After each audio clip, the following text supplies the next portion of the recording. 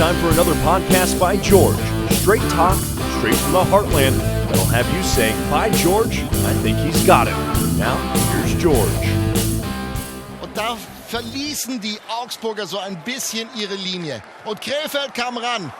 Angezeigte Strafe und dann ist die Scheibe im Tor.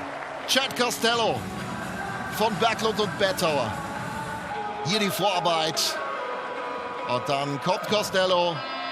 Hello, hi, how are you? And welcome to another podcast by George. Well, that video that you've been looking at is from German television, and I got to admit, I don't know much, I can't understand much of what those guys are saying, but I do understand the last name of Costello. That's our buddy, that's our pal, Chad Costello, playing out there in Germany.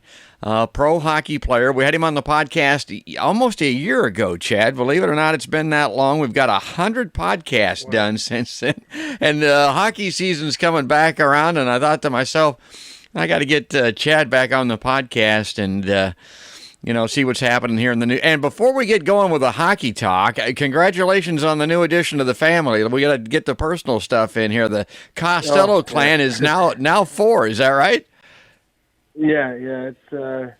I think we're done now, so it's almost a full lineup of for hockey games. So we did pretty well, and the baby girl is great. She spent the first week in the hospital, so she had a little some breathing problems, and now she's home, and we're busy, but we love it. It's a lot of fun. Yeah, well, that's the all important thing, that she's doing well and back home. Now, how's that work with her being born in Germany? Is she going to be a German citizen, dual citizenship, or have you even given that any thought yet?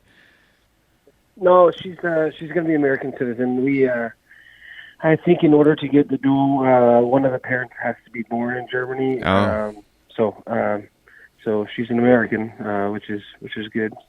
So, but yeah, we didn't really look into it too much. We're just kind of getting into that now. So maybe things will change when we look into it, but we think she's an American for now. That's great. And we'll background you a little bit, but I would encourage everybody to go back and check the earlier podcast by George where we talked about Chad's early part of his career and what brought him over to Germany, because that's kind of where we want to pick it up. It was a year ago that we were talking about Krefeld, and they had brought you in to improve their fortunes. The team was going pretty well. Before we started the podcast, I went and looked up your numbers for the year, Chad, and they were good, as always. 52 games played, 17 goals, 35 assists, and even 52 points. That's a point per game. I mean, a point per game. Anybody that's played this game at any level knows that that's damn good hockey.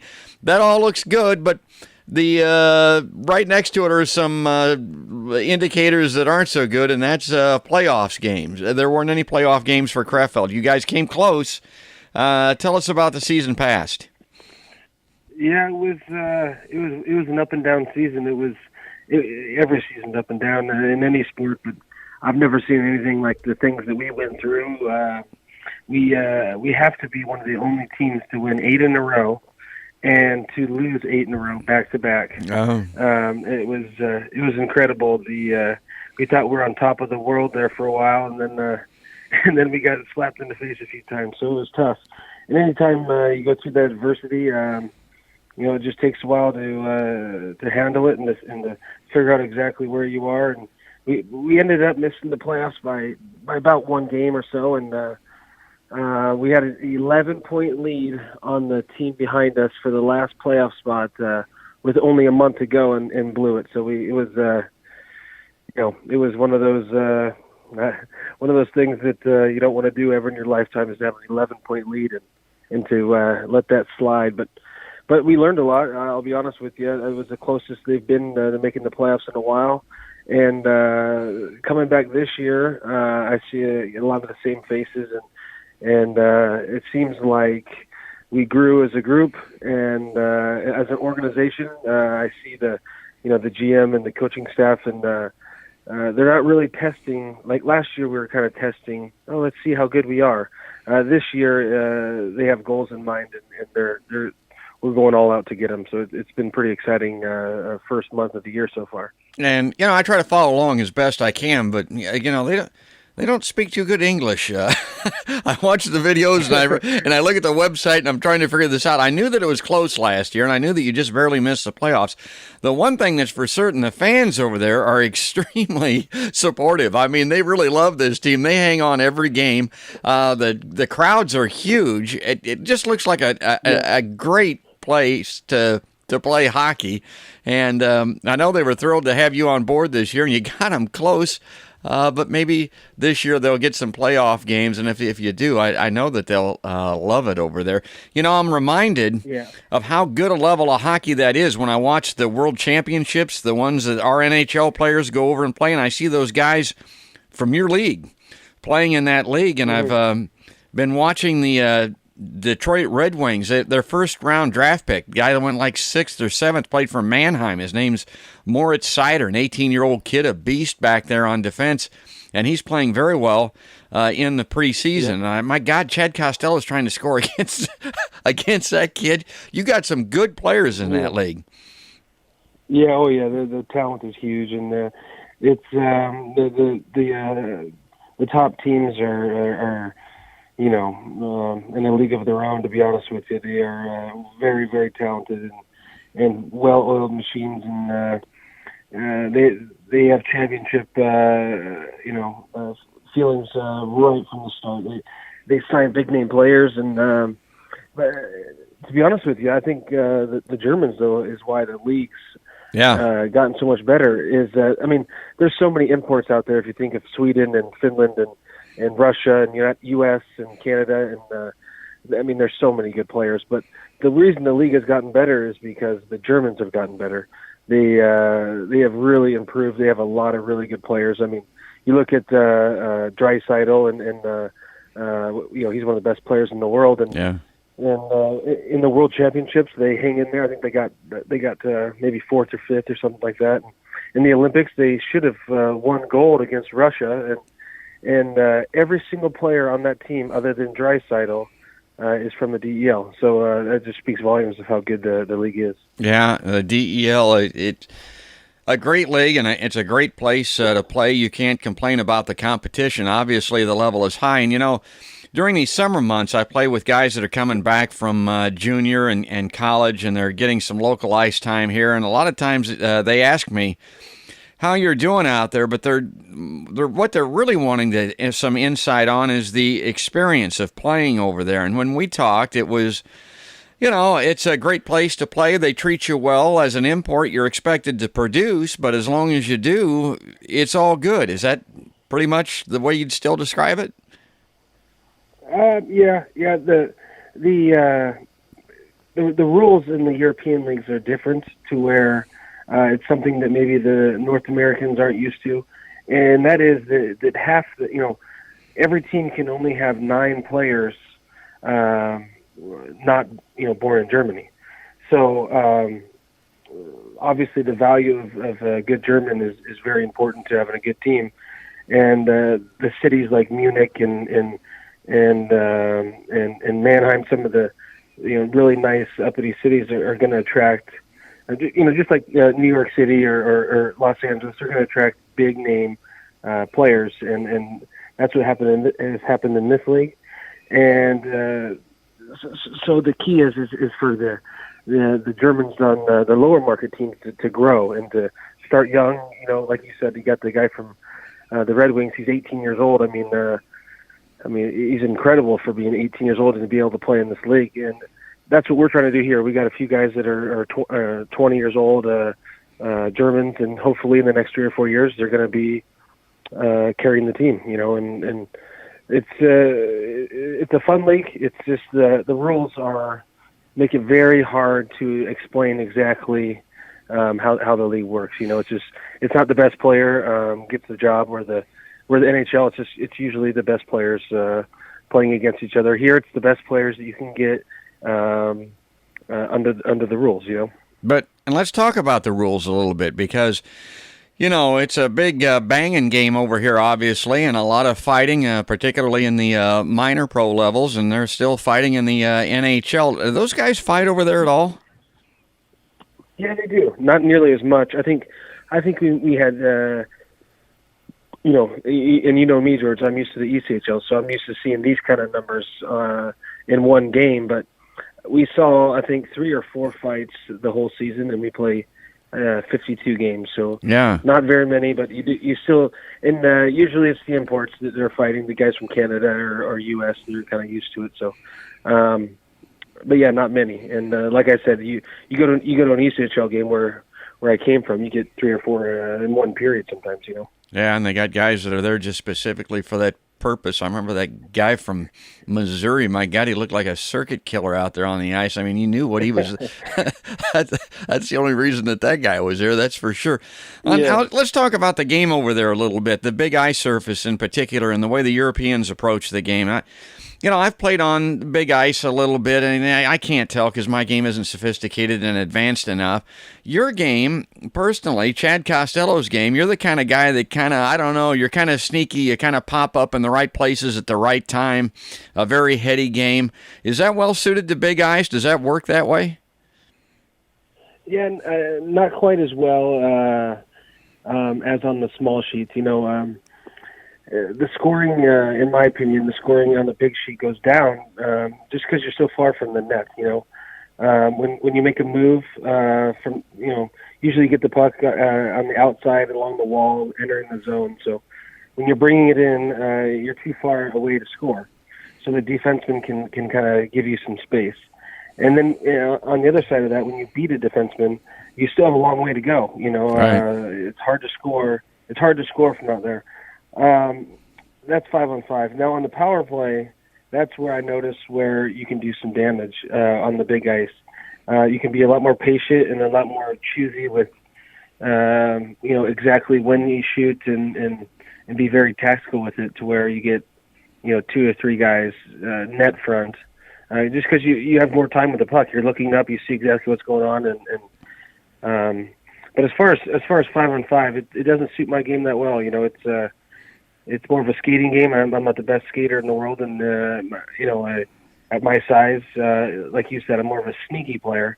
And usually, a tighter area for a sneaky player is better. They make one move and they make you pay, or they make one move and make a pass. Yeah. So here, it's like being on a huge lake. I make one move and I still got a long way to go. So, but you sneaky smart. Yeah. I mean, he's one of these guys that Chad's game. It reminds me of Brett Hull in the NHL. I mean, here's a guy that everybody knows is a leading scorer, and yet he's wide open so often. How the hell did the guy?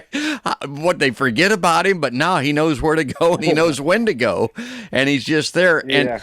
And for people that don't know what we're talking about here, the big ice, the Olympic-sized ice sheet is 200 feet by 100 feet wide. The NHL sheet, 200 feet long by 85 feet wide. So there's more areas outside of the dot. There's a wider space, more width out there, and there's a greater area that you can get lost, or as Chad says, you might think you're open, but you're just a long way from the net, and you're in kind of a waste area that in the Euro game, they'll kind of let you fool around out there if you want to, but it's hard to do a lot of damage from those areas out wide. It's still got to be inside the dots. It's still got to be close enough to score, and that's the difference between the NHL game and the European game.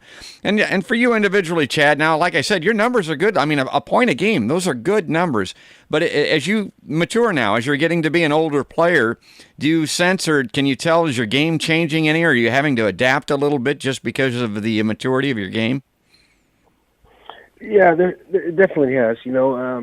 It's funny, when you look back at your career, you kind of think about the way I always say there's been maybe 3 Chads in pro hockey. I would say there's I had a bad concussion one time, and there's a way that I used to play before the concussion. It was really reckless and a lot of speed, and I held onto the puck a really, really long time. And I'd go into the danger areas carrying the puck with no care in the world. And now I play a lot differently since that concussion, on purpose, to be honest with you, than I did back then. Now I realize that one hit and you miss a year or your career is over. It's just I play risk reward a lot more. And I'm not saying that I'm out there dodging hits all night. But it's just the chances of, kind of like a quarterback, the chance of you squeezing it in there without it getting intercepted is slim to none. So you see the older quarterbacks are just so much smarter. They throw it away. And I think I throw more pucks away and play it safer than I used to, for sure. And then I would say that the early on Chad was not nearly as smart and not nearly as confident. And I just had a lot to learn. I was fast and would give you everything I had, but I didn't know how to produce. I didn't know how to have any production. So I'd go a million miles an hour and end the game with nothing. And then slowly I learned you have to think and not just fly around. So it's been a lot of fun to grow as a player. And I listen to everybody. I listen to young guys and old guys and coaches and scouts, and I watch hockey. I love hockey. And I see guys in the NHL, their games change all the time too. You look at Crosby, and I feel like he plays so much different now than when he first came into the league. And it's just one of those processes that I think everyone goes through in life. You just can't quite do the things you used to do, and you figure out a way to manage it, or someone else will probably step in that can do it better than you. So it's been great to find a way. It's actually really rewarding. It really is to maybe not have as quick as a step, and maybe not be willing to take the hits because of your back, in your head, in your neck, in your head, and all these things that could happen, and to still be able to find a way to get it done. It's really rewarding at the end, to be honest. Well, and how to get open, like I mentioned, and how to make that pass to the open man. Now, a lot of times a player, that's getting on a little bit, like stateside here, they'll expect you to be almost like a coach on the ice. They want you to mentor. They want these younger players to learn from your experience. But with a team that, has the majority of the players that don't speak the same language, is there still that expectation from you, or do they just want you to put the numbers up? No, it's definitely an expectation. Sports is different maybe than other jobs. Maybe in a business you can sit a guy down and really explain him the way the business works and what his role and job is going to be. In sports, there's always one way to get your point across, and that's to do it, and to show them. And when they see how to act like a pro, when they see how to show up in the morning and how to train in the off season, and when they see the way you approach the game, that's how you teach them. Telling them and showing them is just two different things. And in sports, I have a feeling that you take all the big names in sports, and Michael Jordan or Tom Brady, and those guys, they probably have a hard time explaining to a quarterback exactly what they do, but the best way is just to show them, and try to carry yourself the right way, and hopefully they take the good things and forget some of the bad things they see, I guess. Yeah, that's well said. And good luck on this coming season. Now, again, for you personally, there's always a little maintenance involved in the summertime. Sometimes a little injury repair and all of that. Are you fixed up? Are you good to go? Are you feeling well? Yeah, I do. I feel good. I took the biggest hit I've taken in a long time. The last preseason game, which is it's always pretty stupid to take that hit, but I got hit pretty good. But I felt great. I'm in really good shape. The team hired a new trainer, and he is awesome. He knew exactly what I needed. So I'm in great shape. I had a knee injury. They found I had a torn meniscus, and they decided to put a shot into it and try before opening it up and fixing it. And luckily, 2 weeks later, the shot worked, and I don't have to get surgery. And it's been a good off season, and we're looking forward to the year starting. And I think like you said, in 100 days or 100 podcasts later, we'll be talking about the playoff run. Yeah, I hope so. I'll put some graphics up there so folks can check the stats. Krefeld Penguins. They spell it a little bit different. They use the same colors as Pittsburgh, and It's pretty similar that way, except for those got-off lads they put all over their uniforms. But that's a part of European hockey. And God, we want to wish you all the best. And I just got to say, and I mentioned this on the earlier podcast, Chad Costello, besides being a great hockey player, and the fact that we do have hockey on the podcast, so that's the reason we follow his career. But also the two biggest, maybe the two biggest moments in my life had Chad Costello involved. One was the ALS fundraiser game that we played in Des Moines, Iowa, at Wells Fargo Arena for my sister when she was dying of ALS, and Chad was captain of the Americans down there in Texas, and came up here and played in that game, and it was just a wonderful thing. And then I saw him won the Kelly Cup. I got my Kelly Cup T-shirt on. You can't see that, Chad, but I'm wearing it right now that I got down there in 2016. And my God, that game, I'll never forget that hockey game. That was an experience like nothing else. What are your remembrances of that championship game? Yeah, I remember like it was yesterday. Those championships, it's crazy. You remember you remember every guy, every face. You remember everything the coach said. You remember just the journey and the battle. It was people don't realize. It was nearly 30 games after an 82 game season to try to win. It's just absolute. You're playing every single night, and in that league, you don't fly, you bust. So it's just an absolute grind, and you're along for the ride. But lifting that cup is pretty fun, and obviously seeing those teammates so excited, that was pretty much to me what it's all about, is seeing those guys so happy. It's awesome, and seeing the work pay off, it was great. And of course, seeing you come down on the ice, that was pretty fun too. So it was a good night. Well, that was great. Everybody was there, and the family was there. It was a long trip down there and back, but it was well worth it. I'm going to show a little bit of that game. The thing I remember, I don't know if you recall this or not, but you were ahead by 1 goal. I think we were coming down to the wire in the third period, and I was down at the opposing, or at your net behind your goaltender, basically, and those guys, they hit a double post. It went post to post. It couldn't have been closer, and your goalie kept it out. My God, I about had a heart attack, and you were able to keep it together. And do you still keep in touch with those guys? Yeah, I do. We lived there. We lived in Germany all year this year, just because with Ashley being pregnant with the baby, it didn't. We could only go home for about a month. It was, the doctor didn't want her flying past a certain date, and so we stayed home as long as we could. But so we didn't make it back to Texas this year. But the year before that, that's where we lived for the whole summer. And I talked to the coach Martinson all the time, and obviously Gregor Hansen was on our team, and Jens and Riley Gill, the goalie you're talking about. Yeah, Gill. Yeah. Dyson.